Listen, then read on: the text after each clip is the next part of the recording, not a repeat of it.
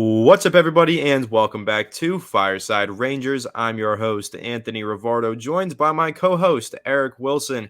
And the Rangers got another game coming up here to hopefully extend their win streak even further. However, they will be shorthanded. They're going to be without a few key players in this matchup. Igor Shesterkin a little bit banged up. He wasn't expected to start anyway, so he's going to be out of this matchup, and Jonathan Quick is going to be in net. But because it's Shesterkin is banged up, Louis Domingue has been called up. The Rangers made a few recalls from the AHL because of some other injuries, most notably long-term injured reserve for Adam Fox after the blown call against Carolina. He's going to be out for at least 10 games, 24 days, I think is the official designation for LTIR. So he's out for a long time. And Filip Chytil placed on injured reserve. So you got two key players there for the New York Rangers who are going to be out for quite a long time. The Rangers made some call-ups here, but undoubtedly those two losses from the lineup are going to have some pretty significant impacts on this Blue Shirts team. So we're going to go ahead and discuss some of these injuries, some of these recalls,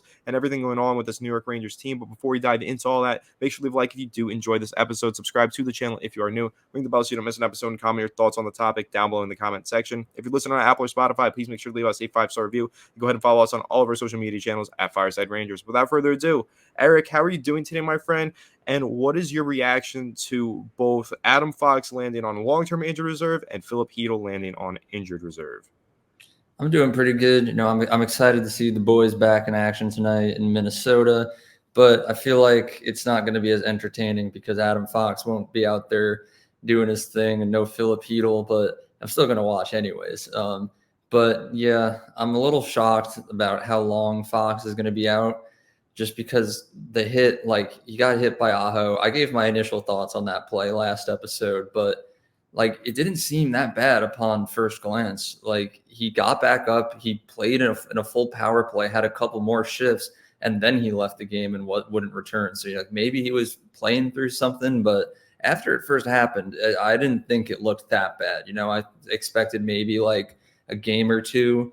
And the same thing goes for Filip Chytil. Like he ran into Jesper Fast and played like a full period and a half before he left. So it's a little shocking to see this be revealed that how long they're both going to be out. Yeah, long-term significant injuries for the both of them. The most long-term for Adam Fox. I mean, being without him for 10 plus games, maybe even longer, depending on how serious the injury is, that's something that's really worrisome for the Rangers. That is really something to be concerned by, in my opinion. And, Filip Chytil, I mean, he's been having a good year, maybe, not the highest point production total, but he's been playing some good hockey. Not having him up there on the second line going forward is definitely going to be difficult for the Rangers to mitigate. But they did call up Hartford Wolfpack captain Johnny Brodzinski. So he's likely to be filling in for Chytil for the time being. He's a center. I know that the Rangers have a lot of prospects down in the AHL that they could have called up, but I do think Brodzinski is the right call. He is able to fill into that role. He's played in the NHL before. Veteran guy, been around the league for a while, bounced around the AHL, bounced around the NHL, multiple teams in both ways. And he's playing some really good hockey right now. He's in form. He's on fire over in Hartford. So, Eric, what are your expectations for Johnny Brodzinski? Do you think that this was the right player for the Rangers to recall here? And do you think that he can step in and kind of make up for a lot of the lost production from Filip Chytil for these few games? I think it was the right choice. In 7 games played so far, Brodzinski is at 11 points. So down with the Wolfpack. He is playing very, very well. And the Rangers have relied on him in the past. When players get injured, they have called him up. And he's not the best NHL player, but he's not bad by any means. And I think for the time being, while Chytil is out and Barclay Goodrow is away from the team, while his wife gives birth, which congratulations to the Goodrow family, I must say. It's the right choice because you have a lot of talented prospects down in Hartford, like Brennan Othman. A lot of people are saying there's a bunch of players that could have been called up, but we needed a centerman. Brodzinski can play that role. Othman can't. This is going to be like a third line position. You don't want to put a guy like Othman in that role. So I think for now, he has what it takes. If this were like a long-term thing where like Chytil's season was over, I would be very upset. But I think if it's just going to be like a week or two maybe, then yeah, I'm cool with it. Yeah, and that's the hope here, right? That it's only a week or two for Filip Chytil, but we know that it's going to be a much longer time period or time span of recovery for Adam Fox, and I believe it's going to be Zach Jones filling in for Yeah. Adam Fox. How are you feeling about Zach Jones filling in? So the thing about Jones is because of the Brodzinski call up, the Rangers had like less than $10,000 of cap space left. So even if there were any other defensive prospect they wanted to like call up, they like physically couldn't because of the cap situation. So Zach Jones is that extra D man. It's kind of just like the Rangers have no choice but to play him, which I'm not the happiest about because I'm sure we're going to see Lindgren and Miller. um, I don't even know how it would work at this point. I just know that the third defensive pairing would be Jones and Schneider, Gustafson and Truba, and then Miller and Lindgren. That's what I would assume the lines are. And we've seen Schneider and Jones in the past, and like they weren't bad, but when you compare it to with Adam Fox in the lineup, it's like the most significant downgrade. Yeah, and then something else that you managed or that you mentioned there was the Rangers cap space, and I know that you have a little bit more information here. Correct me if I'm wrong, but the Rangers technically have like 9 million in available cap space right now because of the Adam Fox placement on LTIR. I think that takes his contract off the books, right? So for the time being, they have a bunch of cap space, but when he returns, obviously the cap space disappears and gets rolled back for him. Is that right? I think it's about 9 million they have. Yeah, I believe it's 9.5 million Adam Fox's contract was. But that is the thing because yes, the Rangers do have a little bit more cap right now, but after hopefully 10 games, it's going to go right back down unless the Rangers are going for another perfect cap circumvention that's only been pulled off like 2 times in history by the Lightning and then the Golden Knights, both of which won the cup. I don't even know if you know what that is. They did some like weird, like questionable strategy where they had a couple of injured star players, put them on the LTIR to clear up cap space. Then at the trade deadline, acquired like really high paid, even more stars. And then once the playoffs started and like the rosters were locked, they pulled their other players off of the IR. So the cap didn't count and they like broke the cap system. And like it happened once and everyone was like, NHL, you got to change the rules about that. And they were like, it was a one time thing. It won't happen again. And then Vegas went and did it last year. So Yeah, that feels like it should be illegal. And I guess it's something that the Rangers could consider, but I do think that's awfully unlikely that that were to play out for the Blue Shirts. So this 9.5 million. I don't want Rangers fans getting their hopes up. Patrick Kane, the return. I don't think so, guys. I really don't think it's going to happen. I know that we've discussed Patrick Kane a few times on this channel. I don't think that he's going to return to the Rangers this season. I mean, never say never. I know that we're one of the teams that he's eyeing, one of the teams that he's potentially interested in rejoining, but I don't think it's going to happen. Really, I think the main takeaway here is that Adam Fox is out for a long time. I don't think that this is going to spur the Rangers to make any big roster moves. Would I like to see them maybe make a deal for Frank Vetrano, bring him back? Absolutely. I would love it. But right now, I think that what the Rangers are going to have to do is focus on the task at hand, extending this win streak, and making sure that they make the necessary call-ups from the AHL to fill in for some of these players. As you mentioned, Brodzinski's going to be filling in. I think that he could do a great job because he was on a tear over in Hartford, but they do have some other players who are filling in, Zach Jones as well. But it's an injury-riddled team right now, and I'm not sure what their success level can be, right? They're on this tear, 7-game win streak now, or 6-game win streak now, 6-game win streak. The Rangers are playing arguably the best hockey in the NHL right now. You could easily make that argument with the tear that they are on. But does that change now with Adam Fox and Filip Chytil out of the lineup? Eric, how much of an impact do you think this is going to make? Like, is this going to snap the win streak, right now? Like, they're going to play the Wild tonight and they're going to lose? Or do you think that they can get by without Adam Fox, Filip Chytil in the lineup and still piece together some wins? all right. So it's a little hard to decipher because like the Wild aren't that good. And then after the Wild, we play against Detroit, who is just like mediocre. And then we play the Wild again. So it's like, I don't know if it'll snap the win streak because our schedule is a little easy, knock on wood, of course. But I think overall it is pretty devastating. Like if we were to go up against like New Jersey or something right now, or Vegas, I don't think we would win at all. He's just like it's Adam Fox. He's our best defender by like a mile. not only is he amazing defensively, but he's playing at over a point per game, or I guess was. Filip Chytil was the second line center, so him getting injured, it kind of just set off this whole chain of events where like now Trocheck's up there, but then you needed a third line center. It probably would have been Gaudreau sliding over into the third line, but then now he's having a kid, and so now Brodzinski's up, and it's just like a whole ordeal where like the Rangers had a really good thing going. The lines were perfect. Unlike Gerard Gallant, Laviolette has like barely touched the lines this season because, if it ain't broke, don't fix it. Gallant somehow never understood that concept. But Laviolette does. And now, unfortunately, the lines have been altered. And I guess it's just a waiting game now to see how the Rangers are going to perform when they go up against some like actual adversity here.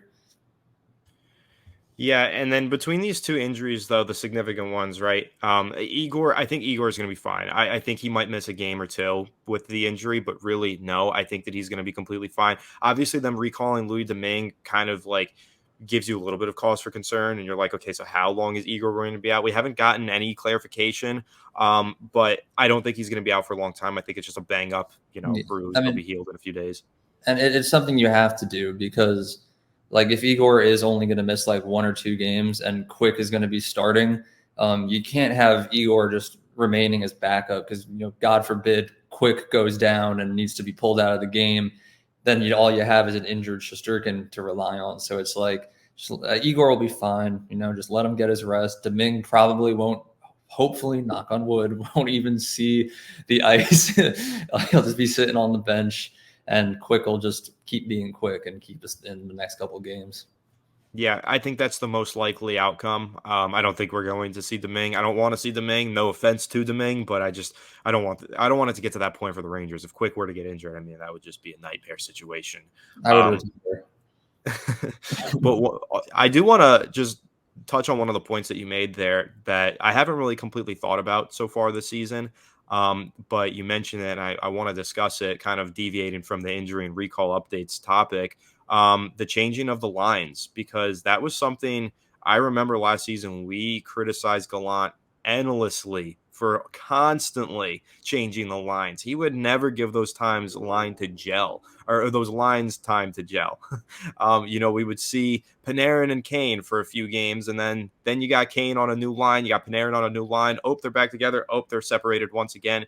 It was crazy. It felt like madness towards the end of the year. Like he just wouldn't give them time to create a proper chemistry together. And one thing that I do commend Peter Laviolette for, and like you just mentioned, the lines have remained unchanged. The Rangers are playing good hockey. If it isn't broke, don't fix it. He hasn't really tried to switch anything up at all. And so I guess what I'm wondering here, we could turn this back into the injury and recall updates. I just want to say I think Peter Laviolette's done an excellent job managing the lines, and I appreciate that he hasn't gone so chaotic like Gallant did. But what I'm going to ask you is, do you think that these lines are going to need to be adjusted now without Chytil in the lineup, right? Like, do you think that there's going to be any type of Trocheck moving up into the top 6? He's been playing down on that third line. You think he moves back up into the second line? Or do you think that Johnny Brodzinski just sticks in that second line? What do you think happens here? Is there going to be any line reshuffling? Or do you think that it's just going to be like a plug in, plug out kind of ordeal here? It's going to be different. Trocheck's going to be in the top 6. He's going to be replacing Chytil. So, like, the first line is going to remain unchanged. It'll be Kreider, Zibanejad, Kakko.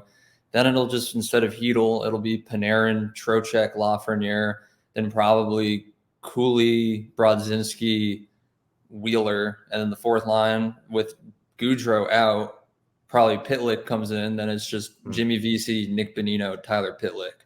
So it's like, yes, are they different? Yeah.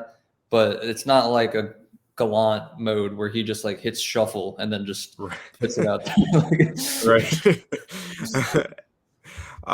And how are you feeling about Gaudreau being out? I mean, obviously, congrats to him and his family. He's going to be out with the birth of a child, but he's not going to be out for a long time. Do you think, I guess what I'm going to ask you here and frame this question, are you kind of excited to see Gaudreau out of the lineup for a game or two? I know that we've been a little bit critical of the way that he's played. So I think getting a little bit of a change of pace in there and seeing what other options are available for the Rangers, seeing Pitlick in there instead of Gaudreau, I don't think that's a bad thing, getting an opportunity to see somebody else play. Are you kind of in the same vein as me, or do you feel like, Gaudreau does his job on that fourth line and he kind of is necessary to the success of the team?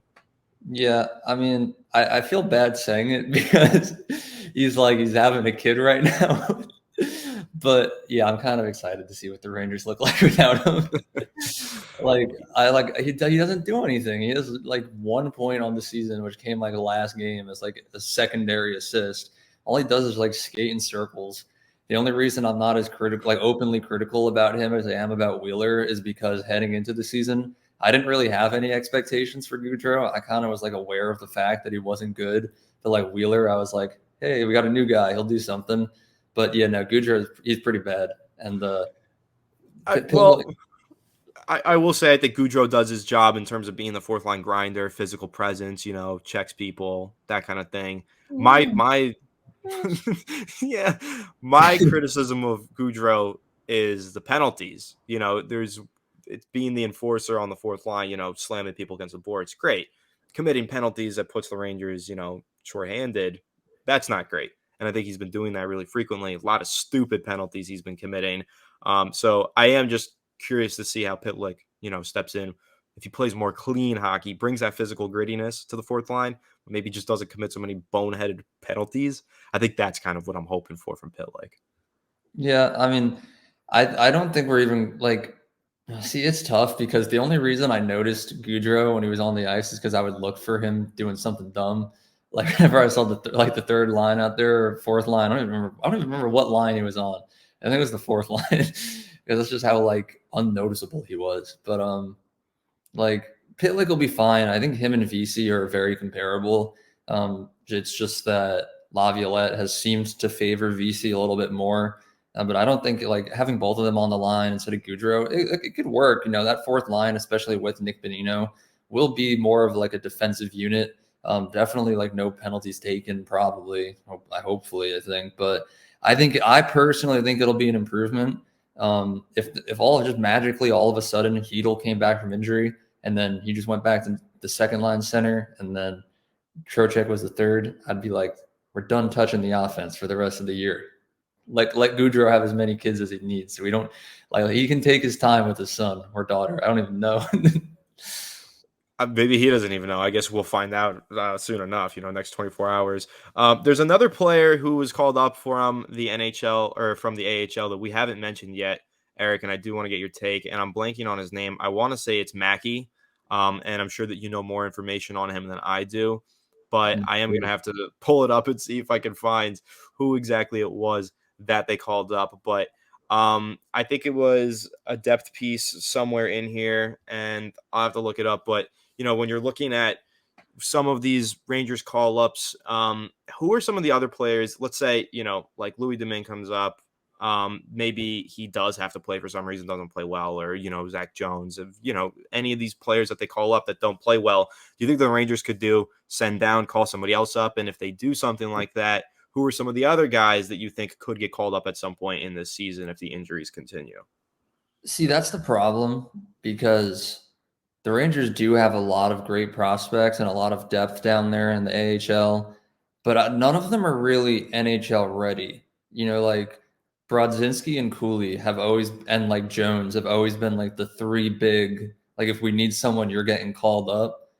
But now they're all here already. So at this point, it's if another forward gets injured, like you're gonna have to call Othman up, I guess, unless there's someone else there. But I still think Othman would benefit more down in the AHL defense if like someone gets injured again. Who are you going to call up? Matthew Robertson, I guess. I don't like. Again, he's shown flashes of potential, but yeah, he's not ready to succeed in an NHL environment. And goalie Domingue goes down too. The Rangers lose all three of their goalies. Dylan Garand, he's good, but he's still young. So I guess we'll see what happens. I hope we don't have to ever have that discussion though. Yeah, I mean, same. But clarification though on the player I mentioned, it's Connor Mackey. Fun fact: he's wearing number 14 for the Rangers, the last number or number last worn by Tyler Mott. I don't know why that's the only fact that I can find about Connor Mackey. But Connor Mackey is Connor Mackey's a defenseman that they called up, so he's available for the Rangers now. Is that a player you're familiar with? Yeah, me neither. So I don't think we're going to see him on the ice anytime soon anyway, which is totally fine with me. but yeah, I mean, it's going to be interesting. I guess the way I'll wrap it, I think it's a pretty obvious answer to the question, but I'm asking anyway, and just let you give your full take on it. Who's the more significant loss here? Is it Adam Fox? Is it Filip Chytil? For me, it's Adam Fox. I mean, changes complete defensive nature of the New York Rangers. But why is it Adam Fox? I guess is probably a better answer here. Well, I mean, I'll just start off by saying Heedle, even though losing Fox is much worse, it's like also still pretty devastating to lose your second line center in Filip Heedle. That second line has looked very good together. Panarin is the one that's racking up all the points, but he wouldn't be doing that without the help of Lafreniere and Heedle. So we're kind of gonna have to see how big of an impact it is now that Trocheck's in the mix. But with Adam Fox, you're not only looking at your best defender defensively, you're looking at probably like the third or fourth best offensive scorer on the entire team. He doesn't wear the C, but he's like the backbone of that Rangers team or the Rangers defense. He's an alternate captain. Every time Fox is on the ice, something good happens, and it extends to the power play as well. I think if there's one big takeaway I learned from the game against Carolina, it's just the Rangers' first power play unit and their second is like night and day. It's like I get really excited when it's Kreider, Zibanejad, Panarin, Fox. I don't even Trocheck, I think, is on it. I'm like, this is awesome. And then Sam Rosen's like, and here comes on the second unit. And then I like go on my phone because I'm like, I'm just gonna watch Lafreniere, Kakko, Hedel, Gustafsson, and Trouba skate in circles for 2 minutes. So that first power play unit losing Fox, that's huge. It's probably gonna be Gustafsson on there now, which is like. He's good, but he's not Adam Fox. No one is Adam Fox. I think that's the thing I'm trying to say. Fox does things that no one else on this team can. Definitely not Zach Jones. And that's it. Yeah, and I think you're right on all those points, and it's the objectively right take. I mean, unless Adam Fox being absent from the lineup is going to be huge for the New York Rangers, and not in a good way. Like you mentioned, losing Filip Chytil, that's nothing to scoff at either. That's a pretty big loss for this team. Though I will say, I like the Rangers' forward depth a lot better than their defensive depth. Personally, I think that moving Trocheck up to the second line, that's a pretty worthwhile way to fix that situation, remedy the problem here. And then, of course, you got to figure out who the third and fourth line centers are. But like you said, you just plug Pitlick in on the fourth line for Gaudreau, which might be an upgrade in some respects anyway. And then Brodzinski fills in on the third line. So I just think that the Rangers are more comfortable losing some of these forwards. Obviously, I hope they don't lose any more of them. But I think they're more comfortable losing some of these forwards with the depth that they have. But defensively speaking, Zach Jones filling in there, that's clutch. But they have another injury on the defensive end. Then it becomes really questionable. Like you said, Robertson, yeah, I like him. He's young, though. Needs more time to develop. Don't really want to see him in the NHL too much this year. So it'll be interesting to see how Peter Laviolette changes some of the tactics here. In terms of how offensive or defensive this team stays, how aggressive they are. They've been really aggressive. They've taken a lot of penalties. Maybe they scale back the aggression a little bit. I don't know. It'll be really curious to see how everything shapes out here. And of course, it's a pretty crucial game tonight versus the Minnesota Wild as the Rangers want to extend this win streak, but with all these injuries, that's easier said than done. Of course, we'll have our reaction to that game and any other big-time Rangers storylines right here on Fireside Rangers. So make sure to leave a like if you did enjoy this episode. Subscribe to the channel if you are new. Ring the bell so you don't miss an episode. Comment your thoughts on the topic down below in the comment section. If you're listening on Apple or Spotify, please make sure to leave us a 5-star review. And go ahead and follow us on all of our social media channels at Fireside Rangers. Without further ado, we will catch you on the next one. Have a good one. And let's go Rangers.